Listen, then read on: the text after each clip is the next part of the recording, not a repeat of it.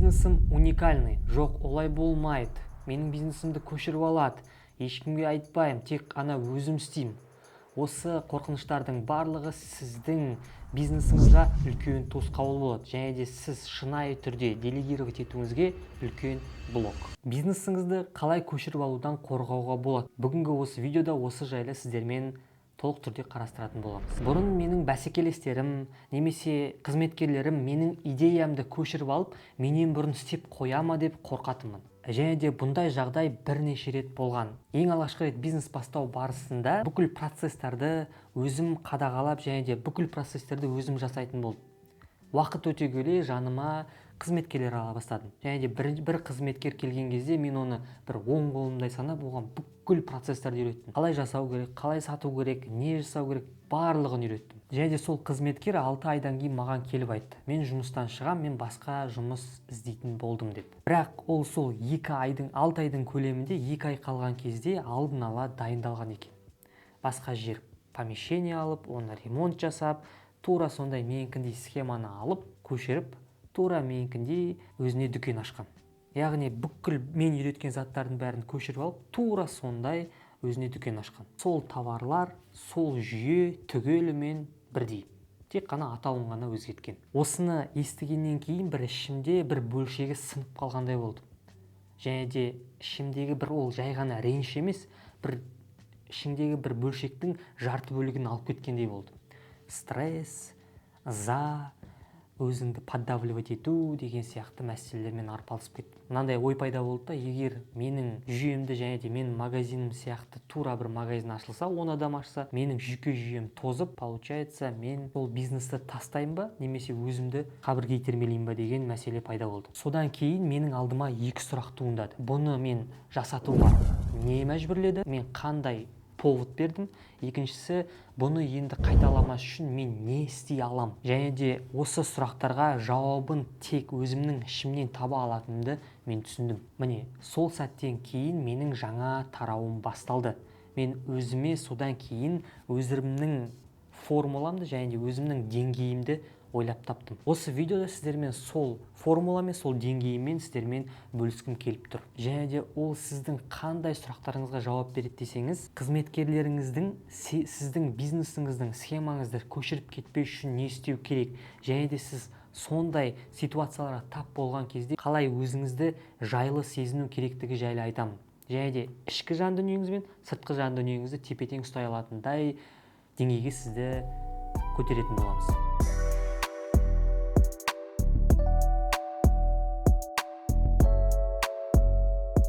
Бұл менің формуламда 2 деңгейден тұрады. Бірінші деңгейі бұл саналы ойлау қабілетіңіз. Яғни бүкіл обстоятельствоны сіз қалай қабылдай аласыз.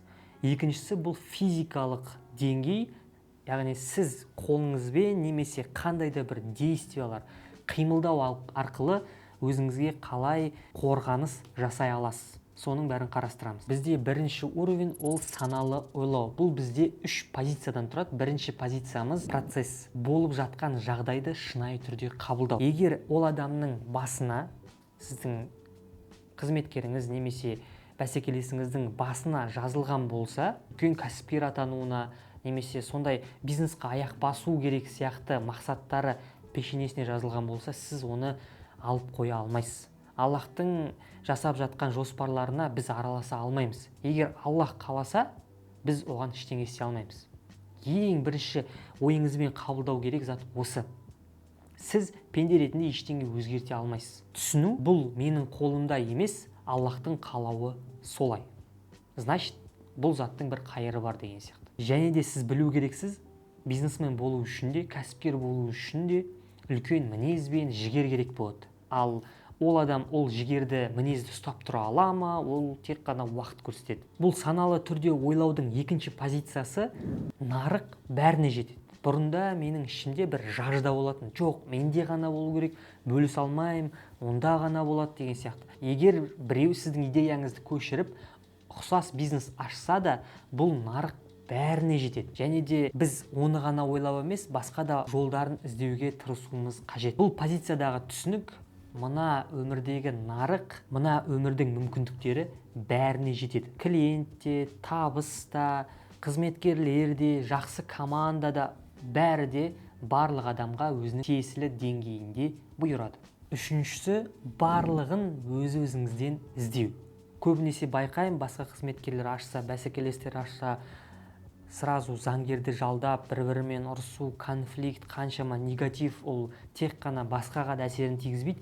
Сіздің өміріңізде уақытыңыз бен қаншама денсаулығыңызды өзімен бірге алып кетеді. Сондықтан да олай болмас үшін сіз өзіңізді кінәлап, өзіңіздің ішіңізден сұрақтың жауабын іздейсіз. Және де бұл жерде ең бастысы өзіңізге дұрыс сұрақ қоя білу. Мен сондай жағдайға тап болған кезде мен мынандай сұрақтар пайда болды ішімде. Не үшін бұлай болды? Және де менің компаниямның ішінде ол адамның осылай жасауына не түрткі болды? Может, мотивациясы дұрыс емес шығар, может, отношениямыз дұрыс емес шығар деген сияқты пиғылда мен бүкіл сұрақтарды саралап, өзімнің ішімде сараптама жасадым. Осы үш позиция менің ойлау қабілетімді және де ситуацияны дұрыс қабылдауға өте керемет көмектесті. Бірақ бұл стратегиялық шешім жеткіліксіз. Компанияның ішінде жүйелі түрде орындалатын заттары бар. Және де бұл уже екінші деңгей. Бұл бізде физикалық деңгей. Яғни біз қолмен не істей аламыз, неге түрткі бола аламыз деген мәселе. Компанияны ішінен сыртынан қалай дайындау керек? Бұл жерде менің формуламда 5 позициядан тұрады. Біріншісі, әр қызметкеріңізді сүзгіден өткізесіз. Яғни жесткий фильтр деп аталады. Сіз әр келген қызметкеріңіздің амбициясына, қандай жоспарлары бар, қандай мақсаттары бар, не үшін келді, не бере алады, сіз не бере аласыз, сізге мансапты, өсуді, сонымен қоса осы сіздің брендіңізге ат салыса алатын адамдарды саралау керек. Бізде жаңағы фильтр найма дейді, ол жерде бізде басты қағида негативный адамдарды алмаймыз. Ең бастысы позитивный адамдарды аламыз және ценность должны совпадать. Сізбен ол адамның ценности тура келуі керек. Екіншісі, компанияның икемділігі. Өзіңіз нарыққа қарасаңыз, экономика күннен күнге күрделеніп өзгеріп бара жатыр. Сол экономикаға бейімделе алатын компаниялар ғана, өзін өзгерте алған компаниялар ғана тек нарықта сақтап қала алады. Яғни сіздің компанияңыз гибкий болуы керек. Әр қашан сіз өзгерісте болатын болсаңыз, жаңа оқыту жүйесі, жаңа қабылдау жүйесі, жаңа продажа жүйесі, жаңа адамдармен қарым-қатынас жүйесі әр жыл сайын өзгеріп отыратын болса, сізді көшіру мүлдем қиын болады. Және сіздің компанияңыз өзгеріске тез бейімделе алатын болса, ол компанияны көшіру өте қиынға соғады. Үшінші, әр қызметкер өз міндетін білуі керек. Бұл менің ең басты проблемам болса керек. Ең бірінші қызметкер алған кезде мен бүкіл процесті бір адамға байладым. Және де, егер ол бүкіл процесті білсе, мынандай ой кетуі мүмкін да. Мен, значит, бүкіл процестерді білем. Маған не үшін менің қожайыным, мен басқа өзім осындай тура бизнес ашам деген ой болады. Получается, біз өзіміз ол ойда ол адамға салып береміз. Сондықтан әр қызметкер өз міндетін білу керек. Қаржы директоры тек қаржымен айналысу керек, отдел закупа тек қана закуппен айналысу керек деген сияқты, бухгалтер тек қана қаржыны реттеу, налогтарды жабу деген сияқты, ал операционный директор тек қана операциялық процестерді білу керек деген сөз. Егер барлық процесті бір адам ғана білетін болса, ол сіздің үстіңізден әртүрлі манипуляция жасауы мүмкін. Сіз оған оны итермелейсіз. Сондықтан да әр адам өз жұмысын біліп, өз орында болу керек. Төртіншісі, бұл сіздің бизнесіңізді көшіруден сақтайтын зат, қызметкерлермен шынайы сөйлесу. Отырғызып аласыз да сөйлесесіз. Сіз қандай жоспарыңыз бар, бізде мынандай мақсаттарымыз бар, сіз бізге көмек бере аласыз ба деген сияқты. Немесе сіз мынандай қанша жылға келдіңіз, қанша уақыт жұмыс істейсіз, давайте шынайы түрде сөйлесейік деген сияқты. Көбінесе бұл шынайы сөйлесу, адамдармен сіз егерде өз мақсатыңыз шынайы айтатын болсаңыз, сізге шынайы жауап береді. Бұл қандай мәселелерді шешеді десеңіз, сіздер ол адам сізден кету барысында шынайы түрде кетеді. Яғни сіз оны білесіз, мысалы айтады, маған 6 айдан кейін мен кетем, 6 айға келдім. Все, 6 ай жұмыс істейді сізбен, одан кейін шынайы түрде кетеді. Бұл шынайы сөйлесу сіздің келешектегі жанжалдан, және де сіздің көңіліңіз қалудан алдын алады. Яғни сізге бұл как будто бір обеспечение. Сондықтан да қызметкеріңіз отырғызасыз да шынайы сөйлесесіз. мақсатың қандай осы деген сияқты. Бесіншісі, және бұл барлығын құжатты түрде бекіту. Ол кісінің міндеттері, ол қандай жұмыс атқару керек, барлығы құжаттармен бекітілуі керек. Құжаттармен бекітілмесе, той не прописано, той не было деген сөз. Яғни сіз оны келешекте ешқашан дәлелдей алмайсыз. Егер сіздің идеяңызды, сіздің бизнесіңізді көшіріп алудан сіз әлі ішіңізде қорқыныш пайда болды, немесе әлі қорқыныш бар болса, бұл сіздің тәжірибеңіз бен біліміңіздің жетіспеушілігін білдіреді. Сондықтан да осы білім мен тәжірибеңіздің арасында жұмыс істеу керек болады. Егер де кәсіпкер мықты жүйе құрса, полноценный система құрса, оны көшіріп алу өте қиынға соғады. Ал нағыз кәсіпкер ол әрқашанда даму жолында болады. Бұрынғы істемеген инструменттер қазіргі істеген инструменттермен салыстыру мүлдем келмейді. Және де қазір істеген инструмент ертең істемеуі мүмкін.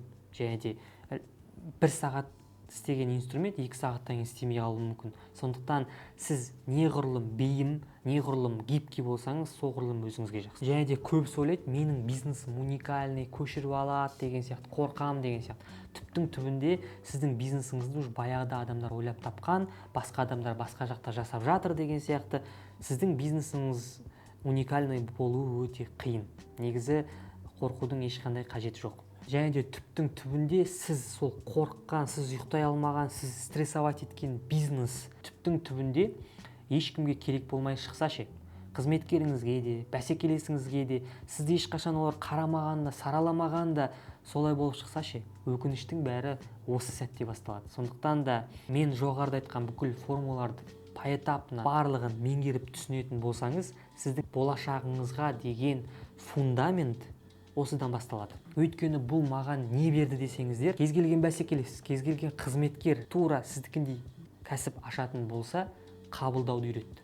Және де ол сізге мүмкіндік екенін түсінуді үйретеді. Кәсіпкер басқа бәсекелес ашылса, бұрында бір іште қорқыныш ұялайтын, немесе мен жоғалтып аламын, мен бөлісе алмаймын деген сияқты қорқыныштар пайда болса, қазір ондай менде ощущение жоқ. Өйткені мен түсінем, біріншіден ол адам өзінің жеке дамуына атсалысып жатыр. Ол өте үлкен плюс. Екіншісі, ол менің дамуыма тікелей әсер етеді. Өйткені мен одан қалып қоймау барысында басқа өзгерістер ендірем. Ал өзгеріс ол әрқашанда жаңа деңгейге көшу, жаңа белестерге шығу деген мағына. Менің өмірлік ұстанымым осындай. Каналға жазылып, кәсіпкерлер тіркеліп кетіңіздер. Телеграмда мен өз ойыммен әрқашанда бөлісем. Бір ойда болайық, телеграмға жазылыңыздар. Сіз көшіріп алады деп қорқып жүрген бизнесіңіз түптің түбінде ешкімге керек болмай қалуы мүмкін. Ассаламу алейкум.